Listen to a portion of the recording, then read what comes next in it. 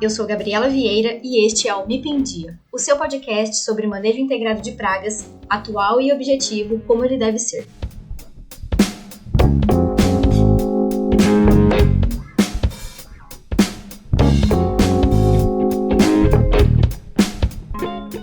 Olá pessoal, sejam bem-vindos a mais um episódio do MIP em Dia. E hoje nós vamos dar continuidade a um assunto que nós iniciamos alguns episódios atrás, que são as ordens de importância agronômica, né? Quais são aquelas ordens dentro da classe Insecta, onde a gente tem representantes que apresentam alguma importância, seja ela benéfica ou maléfica, para a agricultura. Então, fica comigo até o final deste episódio.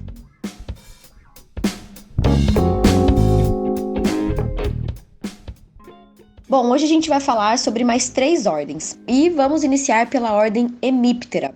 Os hemípteros têm uma diversidade bastante grande também dentro da ordem, porque eles são representados pelos percevejos, que talvez sejam os mais conhecidos, né? Nós temos também as cigarras, as cigarrinhas, a mosca branca, que embora o nome popular seja mosca e dá a impressão de que é da ordem Diptera, ela também pertence à ordem Hemiptera. Nós temos também psilídeo, que é um inseto vetor de doenças para a cultura dos citros, e outros representantes, né? As cochonilhas também são hemípteras. Inclusive, tem a barata d'água, né? Que é um inseto que causa pânico em muita gente. Não tem uma importância agronômica, mas ela também pertence à ordem hemíptera, então fica aqui só de curiosidade. Bom, mas quais são as características, né, destes insetos? Primeiro, o nome da ordem vem em função das asas, na verdade, né, de um dos representantes da ordem, que são justamente os percevejos. Então, M significa meio, né, metade, e as asas dos percevejos, o primeiro par de asas, é justamente do tipo hemiélitro. O que significa isso? A metade da asa, ela é mais rígida, né? Se assemelha ao élitro, que é a asa dos coleópteros, então ela é mais enrijecida. E a metade de baixo da asa, né? Vamos dizer assim, a parte mais posterior da asa, ela é membranosa. Então, existe essa nomenclatura da ordem hemíptera por essa característica de um dos representantes. Algo que todos os hemípteros são, que a gente tem de importância para a agricultura, inclusive é por isso que eles causam bastante danos, né? O aparelho bucal sugador. Então, quando a gente fala de hemípteros que são pragas, eles succionam o xilema ou o conteúdo celular das plantas e acabam causando injúrias, né? Que vão desde ali de uma necrose pontual na planta, mas também alterações fisiológicas, porque quando esses insetos vão succionar a seiva da planta, muitos deles acabam injetando toxinas, né, que fazem parte ali do seu processo alimentar, acabam injetando toxinas na planta e aí essa planta tem alterações fisiológicas, tá? Então, isso é um problema que pode ser causado pelo ataque de insetos da ordem hemíptera. E além disso, também podem ser vetores de doenças, né? Como eu comentei inicialmente, o caso do psilídeo, ele é um inseto que causa doenças na cultura dos citros. Mais especificamente, uma bactéria que causa o famoso greening, né, na cultura dos citros. Essas são as principais características destes insetos pragas. Mas também nós temos percevejos predadores, por exemplo. Dentro mesmo da família Pentatômide, que é a família dos percevejos praga, nós também temos percevejos predadores. Então, esses percevejos predadores também têm o aparelho bucal sugador, só que é um pouco diferente, né, a estrutura do rosto dele, então que é essa parte que ele coloca, né, na planta ali, ou no caso, nas presas para se alimentar.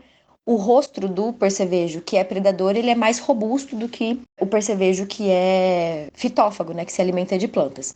E da mesma forma, então esse percevejo predador, ele liquefaz a presa, ele injeta uma enzima que vai liquefazer essa presa, e aí ele succiona todo o conteúdo ali, por exemplo, de lagartas, que geralmente eles gostam bastante de se alimentar. Os hemípteros, de forma geral, são muito importantes, né, para a agricultura, tem uma grande quantidade de pragas que pertencem a essa ordem, e também os inimigos naturais. Bom, uma segunda ordem que nós vamos falar hoje é a ordem Neuróptera. Os neurópteros, eles são pouco conhecidos dentro da agricultura, embora sejam muito vistos em lavouras, por exemplo, o trigo tem bastante neuróptera, mesmo no milho, na cana-de-açúcar a gente vê também, que são os famosos bicho lixeiro, crisopídeo, tem alguns nomes aí que podem ser atribuídos a esta ordem. E ela é uma ordem que basicamente só tem inimigos naturais. Então é muito interessante a gente encontrar crisopídeos, né, encontrar neurópteros nas nossas lavouras, justamente porque eles se alimentam de insetos que são considerados praga. Então, como é que funciona isso, né? Os neurópteros, eles são predadores apenas na fase larval, certo? Na fase adulta, eles não são predadores. Então, na fase larval, eles se alimentam de outros insetos. E o bicho lixeiro, que é um neuróptero, né? E é muito famoso esse bicho lixeiro, o que que ele faz? Ele pega a presa, se alimenta, né? Eles vão consumir o conteúdo interno da presa também, liquefazer, né, ela internamente, aí eles se alimentam e fica só o tegumento ali, entre aspas, a carcaça da presa. E essa determinada espécie de neuróptera, que é do bicho lixeiro, ela pega este restante, né, o que sobrou ali da alimentação e coloca no dorso.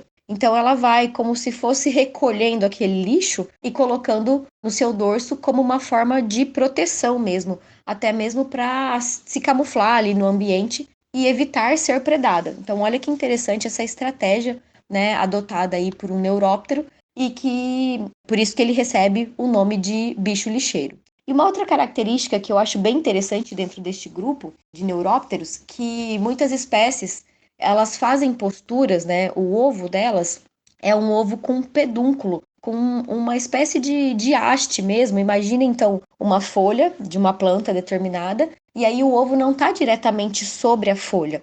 Este ovo, ela coloca ali uma haste e coloca o ovo lá em cima, na ponta mesmo dessa haste, né? Desse fio que ela confecciona, justamente para quê? Também para evitar a predação. A predação vinda de dois lados, né? Um que não é predação é o canibalismo, porque eles podem, eventualmente, quando eclodem dos ovos, os neurópteros podem querer se alimentar ali dos outros ovos que estão ao seu redor. E também existem formigas predadoras que se alimentam desses ovos. Então, a estratégia que aconteceu, né, evolutivamente ao longo do tempo foi deste ovo pedunculado, justamente para não ficar sobre a superfície e evitar que sejam predados, né, estes ovos e até mesmo as larvas ali ao eclodirem, tá certo? Então é muito interessante mesmo essas estratégias. E por último, partindo aqui para o encerramento do nosso episódio, vamos falar um pouquinho sobre a ordem Dermaptera.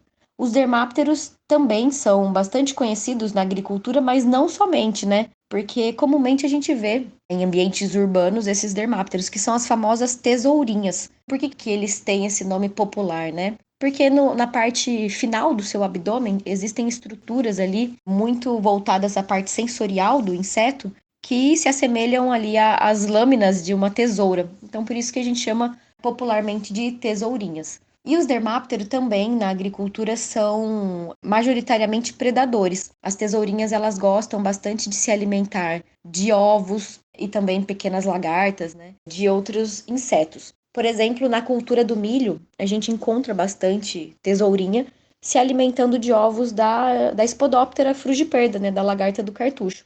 Então, é um inseto também bem bacana de ser encontrado e ser visto ali na lavoura, porque ele é um predador. E voltando um pouquinho nos neurópteros, né, e nos dermápteros especificamente, que nós falamos agora como predadores, comercialmente nós não temos a venda, a produção de dermáptera, mas existem algumas empresas já que estão trabalhando no desenvolvimento da produção e comercialização de neuróptero. Tem essas empresas, né, que fazem a criação e aí comercializam, vendem os ovos dos neurópteros e aí você libera na lavoura a hora que esses insetos eclodem desses ovos para que eles efetuem o controle biológico ali das pragas em questão.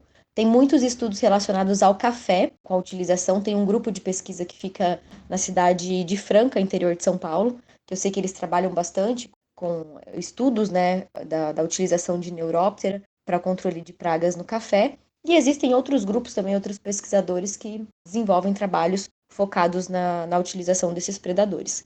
Então tem muita coisa ainda para ser desvendada, para ser trabalhada, mas é uma área que está crescendo bastante, né, dos neurópteros especificamente. Dos dermápteros é mais a ocorrência natural mesmo. E de percevejos, existem outros percevejos também né, que a gente acabou não citando aqui, mas que são predadores. Por exemplo, o Orius, que é um percevejo bem pequenininho, ele é predador e também já tem a comercialização dele, inclusive faz alguns anos já que existe uma empresa do interior de São Paulo que produz estes insetos e comercializa principalmente para HF, né, para hortifruti. Então, para que soltem nas estufas, né, onde tem, por exemplo, morango, tomate, para que esses insetos façam o controle ali das pragas, tá certo?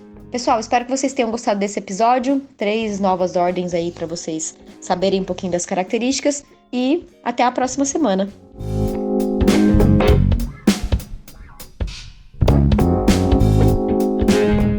Você ouviu o MIP em Dia.